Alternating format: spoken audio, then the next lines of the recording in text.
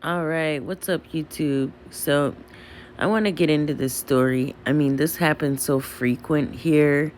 It's kind of sickening. I mean, it it's so repetitive. It's foul. It's. Let's just hear what she has to say, and then I'll add my commentary. And you're not gonna see a Say of a man shot and killed on Friday night is pleading for someone to come forward. The 27-year-old man was shot and killed near 21st in Cherry. Our Cassidy Williams live in the newsroom tonight with the plans this shooting ended. She says her fiance had talked to her about getting married just hours before he was shot and killed. She says he wanted to be a good role model for their 3 young children. that man loves me and our kids like no other. 27-year-old Len Lawson was a smiling father of 3. Earlier in the day, he told me he wanted to change. He wanted to do right. Aaliyah McGee was Lawson's fiance. She asked we blur her face because she doesn't want the suspect to know what she looks like now. But she was willing to share these older photos to show the world who Lawson was. He ain't deserve this at all.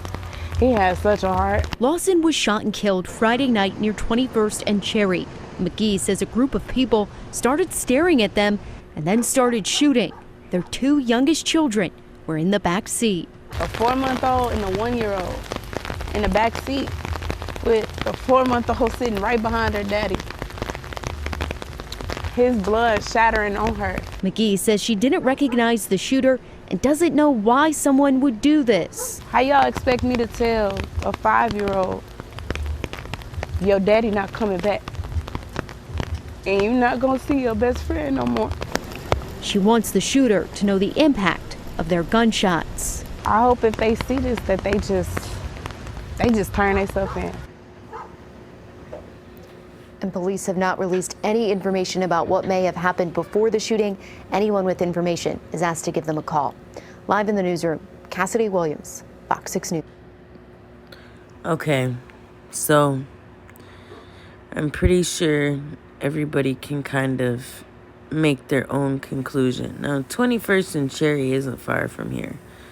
And the reason I say that this is happening so frequent is not only because I see it, it's because I read about it.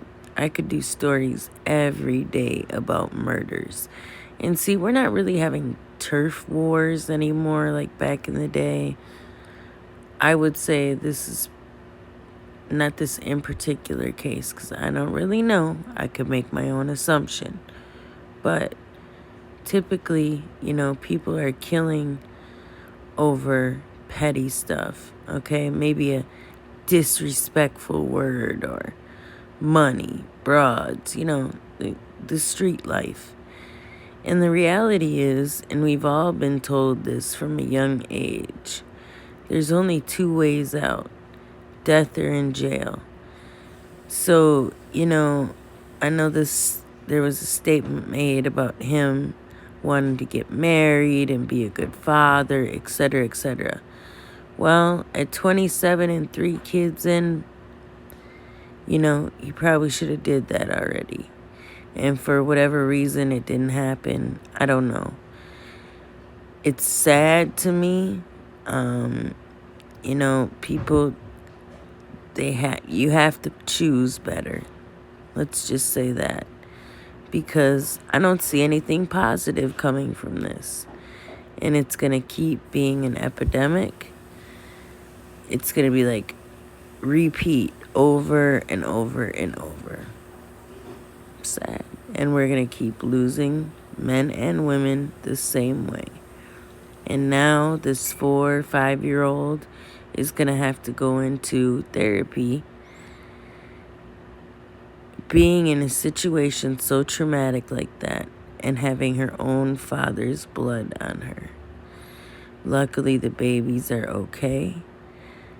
This is just sad. Totally sad. But with that being said, be safe. Do better. And God bless.